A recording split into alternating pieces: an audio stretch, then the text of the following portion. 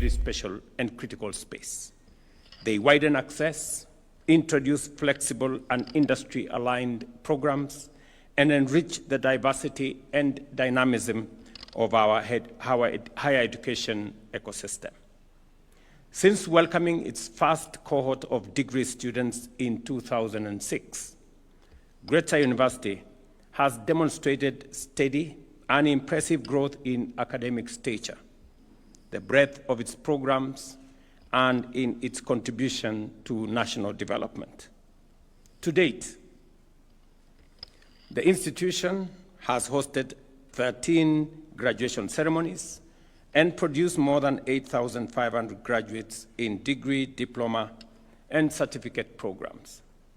These men and women are now distinguished contributors to Kenya and to the world, underscoring Greater's commitment to quality, relevance, and service. I remember that when I was Minister for Education in 2010, I think, among the issues that were on my table that time was, number one, the fact that many students had to wait for 2 years to be able to join university. And in the process of 2 years, many students compromised their journey in education. Many got married, others went to do other stuff, and it began to be a drain on our education system. And I remember I had to make the difficult decision then to orchestrate a double intake, which put a lot of strain on the resources that we had that time. But it had to be done. And I'm very proud that today, no student in Kenya has to wait for 2 years to join university. Not even those who join Greater University. I remember then also that the second item that I had to deal with when I was Minister for Higher Education was the issue of technical education.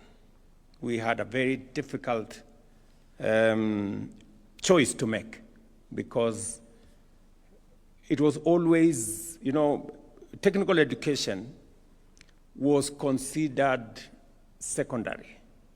Many people who joined polytechnics, TVETs, they were considered students who did not do very well.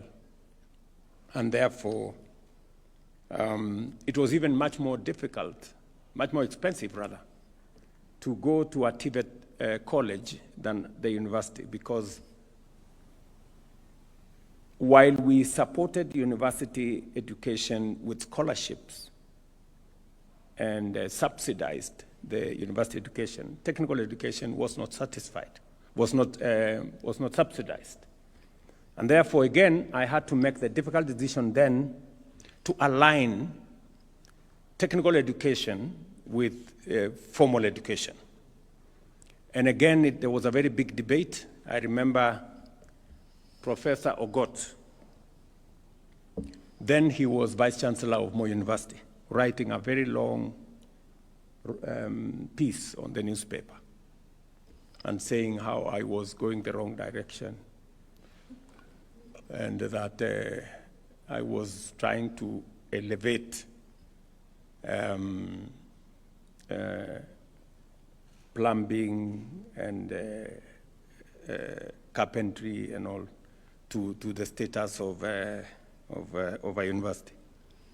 But today, again, I'm very proud that we have all realized that STEM is the space where we are going to get the leadership of the future. That's where we're going to generate engineers, that's where we're going to generate the scientists of the future, and that's where we're going to generate all the people who will not only acquire knowledge, but apply that knowledge in a much more practical way. And that now Waziri has the easy task of progressing that. And I'm happy, Waziri, with what you're doing, progressing it now to more industry-based training. And today, I remember then we only had, I think, 13 technical training colleges. When I became Minister for Higher Education, we escalated that. And in the last, I think, 15 years, we have grown technical training colleges to now 254, I think. And we have moved the students. We have moved the students from almost 89,000 in 2013. Now we are at 700,000. We have actually, in the last 3 years, we've moved the number of students from 380,000 to now 700,000. Again, it builds into the whole space around education. We must be minded about access, affordability, relevance. You know, this is where I want to encourage the greater leadership to keep the focus on accessibility, on relevance, because sometimes people teach for the sake of people getting degrees and papers. But we must also equally be focused on relevance so that education can help us solve the problems of now and figure out how we can do better into the future. This milestone, as I have said, aligns with the broader transformation of university education in Kenya. As of 2025, our country boasts 82 accredited universities, 45 public and 37 private. With today's ceremony, Gretsa becomes the 31st private university to receive a full charter, further reinforcing the central role private institutions play in expanding access and cultivating work-ready graduates. The word of this charter is, above all, a celebration of partnership, government and private sector working together to ensure high standards, broaden opportunities, and train graduates who contribute meaningfully to national progress. Greater University stands as a compelling evidence that collaboration delivers results. Congratulations to the sponsors of this great institution. I know it's quite a proud moment for you. In 2029, universities will admit the first cohort of competence-based education and training graduates. The government of Kenya is fully committed to ensuring that institutions, curricula, and faculty are ready. Universities must therefore embrace new pedagogies, practical learning models, staff retooling, and lifelong learning to make this transition successful. I say this again because when I was elected into office 3 years ago, we had another crisis in the education sector.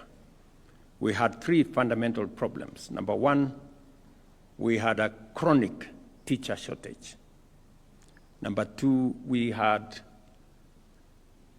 a competence-based curriculum that was misunderstood both by parents, by teachers, and by even learners. And number three, we had a chronic problem on university funding, or higher education funding specifically. For those of you in this space, and I'm sure Kuria knows, many universities were technically insolvent. Actually, almost 23 universities were technically insolvent because the model of funding that we had adopted was not working. But you know, because education is a very sensitive space, Nobody wanted to touch it. We all knew that something needs to be done. But everybody was apprehensive because education is very emotive. It's about parents and their children. And you know, all of us as parents, we are very protective about our children. So we had to navigate a very difficult path. But I am very confident today that 3 years down the line, we have straightened the CBC curriculum. We have brought the stakeholders on board.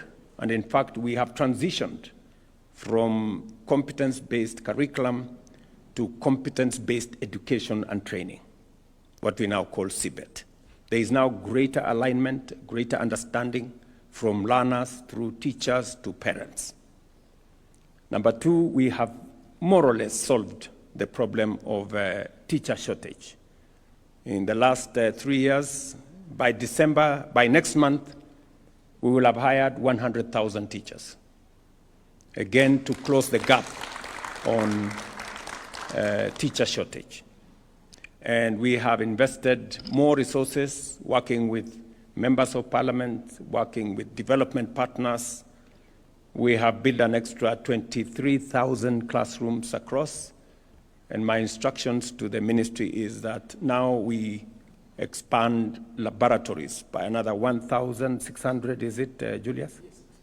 1,600 laboratories, especially in schools that are in remote areas. It is not right that a student comes to do an exam in a laboratory for the first time they are entering a laboratory. So it is very important that we close the gaps in those spaces. And number three, we have now changed the university funding model. Instead of focusing on the institutions, we decided to focus on the student. Now we have a student-focused university funding model so that we assess every student on the basis of merit and on the basis of ability. And therefore, it is not possible anymore to lock out any student. And we want to make it possible for all our learners to have equal access to university education. And I know Gretza would have wanted the government to have some government-sponsored students. I don't know whether you did have that in the past. But I don't have very good news for you. I have to straighten the space first because we overcommitted ourselves as government. And we actually brought a lot of trouble to many universities. I know one university that had to close down because government sent students to that university. They spent all the money they had to train and teach the students. And then government did not come through because we had limited resources. So we're trying to cut our cloth the size of what we can afford. So, but progressively, I know that we will, as we expand the space, we will find a partnership that will not undermine your ability to teach, but will also give us space to train more and teach more. I'm sure the experts in my team and all the other people in that space and the stakeholders will begin to imagine how are we going to do this. And I am very particular about the matter of education because as a country, the biggest asset we have is our human capital. It is bigger than any gold we can find. It is bigger than any minerals we can find. Our human capital. Today, many Kenyans may not know that the resources that we get from Kenyans working outside Kenya is upwards of $5.1 billion every year. That is in the region of almost 700 billion. It is higher than what we get from tea, what we get from coffee, what we get from horticulture, all of it combined, we still make more money from our human capital than from the export of any crop or any commodity. And that is why education becomes significantly important for us as a country. It is also the reason why I have deployed more resources into the education sector. This year, Ogamba, we are at 702 billion shillings. Yes, we have, because it is, many people may not know, but that is the biggest asset that we have as a country. And we are lucky that we have literally the best human capital you can find anywhere in the world. I have been to many countries, and I have spoken to many institutions. And Kenyan human capital is premier human capital. And I'm very proud of it. A week ago, 10 days ago, I was in Qatar, and the government there was saying, you see, we have Kenyans working for us here. They are outstanding, and we are offering another 13,000 positions for Kenyans to work in their country. I know many people look at it as brain drain. And in my very honest opinion, I think it's not brain drain, it is brain gain. Because the more Kenyans work outside, the greater the exposure they have, and the more they bring back to our nation. The experience they get outside there, the knowledge they get outside there, the transfer of skills that comes as a result of Kenyans who work outside, the work ethic that comes with it informs what we do as a country. And much more importantly, it is a resource that we have as a country that we are happy to share with the global community. We are lucky that Kenyans speak some of the very best English in the whole world. I think there are Kenyans who speak better English than the English men and women themselves. Certainly, we speak better English than all African nations. If you listen to other people speak, I don't want to mention which ones, you will not know whether they're speaking English. And so, because we have a great human resource, we are proud to share with the rest of the world, and in the process, use it as an asset to develop our own country. This morning, I was having a conversation with companies that we have agreed with to build with us the road from Rironi to Mau Summit, which is starting in the next week or so. And the conversation I was having with them is on skills transfer. We are putting up the largest road infrastructure under a private-public partnership, the first, the largest in the Republic of Kenya. And we would want expertise that will help us in going into the future for us to be able to do this with our own human capital. You know, when I was Minister for Higher Education, many people thought plumbing is a job for, you know, people very down there. Until we built the SGR. You cannot believe it. We imported plumbers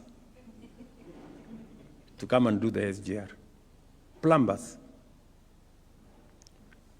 Because plumbing, I discovered, was such a very high-skilled job that not everybody can do it.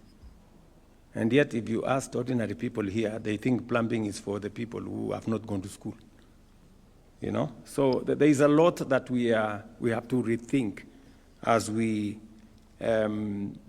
drive our education system. And therefore, I want to encourage Greater University, as I do all our other universities and institutions of higher learning, to invest more in research to get us better professionals, to build, partnerships and collaboration across the world so that we can up the knowledge that we transfer to our students, we can improve on our skills, and we can improve on our professional and all the other skills that we need.